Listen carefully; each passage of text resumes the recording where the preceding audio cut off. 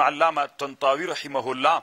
دی خو بیخي ډېر غږېږي طالبانو ورونو زه خو ټولې خبرې چې وکم که نه بیا تاسې باندې هم بوج کېږي په ما روزم وي که نه طالبانو ورونو تاسې ما خبرې ته غوږ ونیسئ دی وایي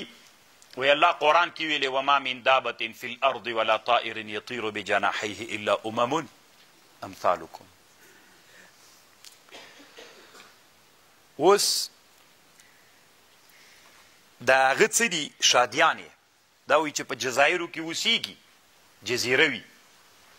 په جزیره کې چې اوسیږي داسې چل کوي دا شادیانې وایي مثلا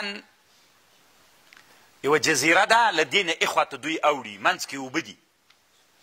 له دې جزیرې نه بلې جزیرې ته اوړي په منځ کې اوړي ځکه جزیره هغې ته وایي چې یوه وچه د اوبو په منځ کې ګیر دې ته جزیره وایي نو دوی چې اخواته اوړي یو نهر نه نو پول نه یې څنګه واوړي دې کې زاړه سپین ږیري ځوانان وي واړه بچان وي ټول خو نسي اوښتلی نو دوی داسې چلو کي نو په دې ځنګل کې داسې ونه پیدا کي چې هغه دې طرف ته هم جګې ونې وي هغه طرف ته هم جګې ونې وي مثلا ته فرض که دې طرف ته هم وچه ده هغه طرف ته هم وچه ده دا منځ کې اوبه دي نو دلته جګې جګې ونې ولاړې دي هغه طرف ته هم نو دوی راسي د مشران مهندسین شادیان راسي داسې ورته ګوري بیا وګوري که نه چې دا د ونې ارتفاع او د هغې ارتفاع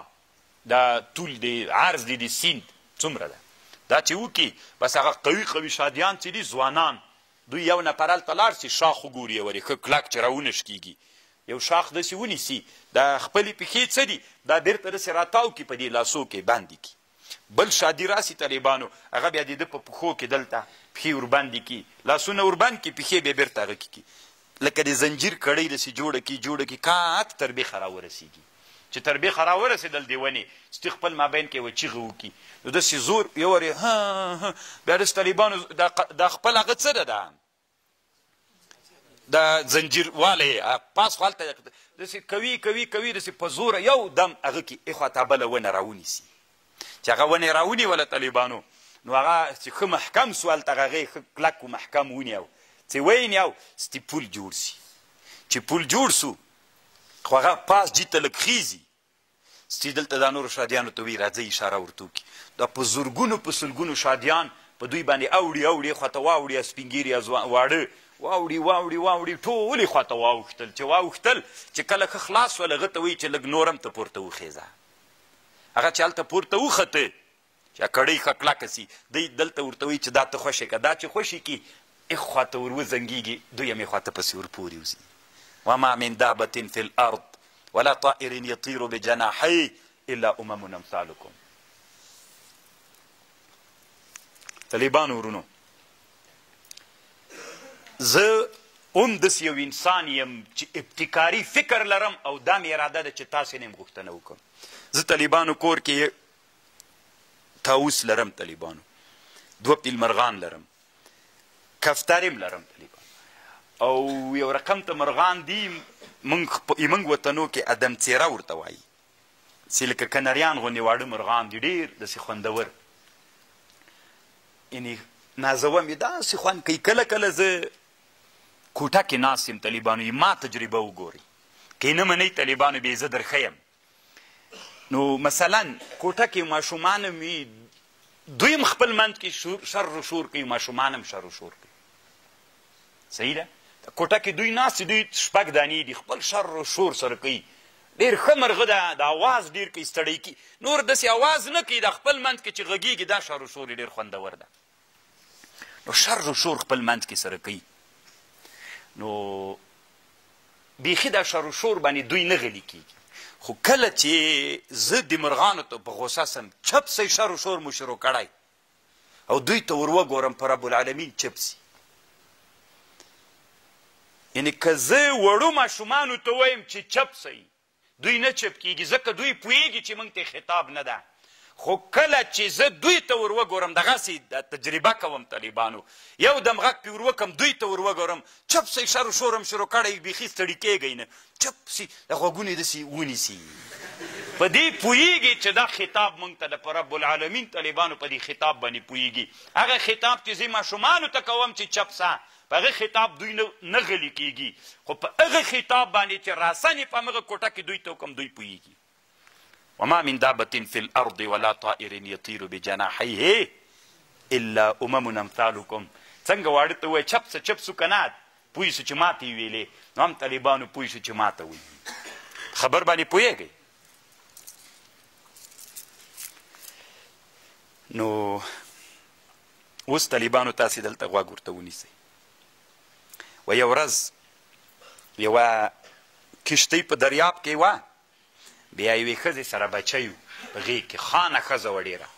دا بچی ورسره و وي داسې د هغه کړکۍ ته وختله دا د کښتۍ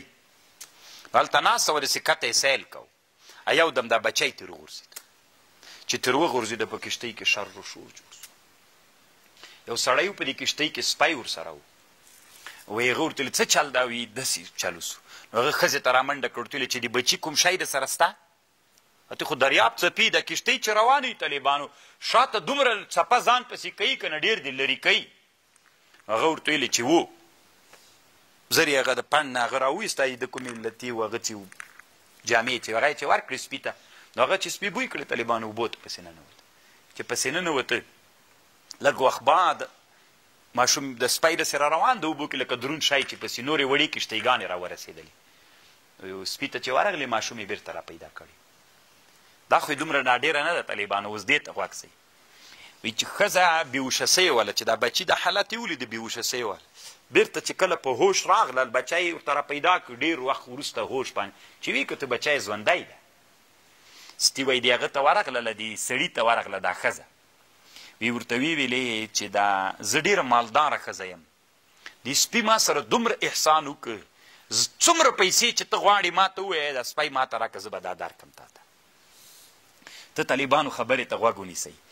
وی چې کله یې دا خبره ورته کوله سپی هم دلته ناست و او دې ښځې ورته ویلې چې دا سپی ما ته راکړه چې څومره روپۍ غواړې زه یې در کوم وایي دې سړي ورته ویلې چې نه تا بچی راوویسته د سړي وی ورته وخندل دا د سپي چښتن فتبسم ضاحكا وقال الحمد لله اذا ادى لك الكلب هذه الخدمه ولكن لا ابيعه ولو بملء الارض ذهبا که دا مځکه له سرو زرو هم راته ډکه کې دا سپی نه در باندې خرڅوم وي دا خبره چې د چښتن ورته وکړله وایي دا سپی سره طالبانو د خپل چښتن یې داسې داسې که یعنې ګویا کې په دې پوه سو چې ته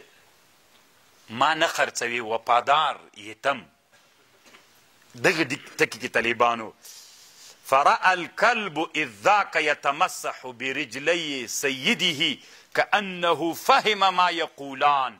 نو سپي طالبانو وي د خپل چښتن دا پښه داسې داسې کړله داسې یو رقم ته یعنې هغه غوندې سور ته چې یعنې زه خو پوه سوم چې هغه درنه غوښتل چې په ما یې خرڅ کړه تا ورته ویلې نه یې خرڅومه نو سپی خوشحاله سو طالبانو پوه شولئ طالبانو وما من دابة في الأرض ولا طائر يطير بجناحيه إلا أمم أمثالكم طالبانو ورونو یو حیوان ده په دریاب کې سنجاب ورته وایي سنجاب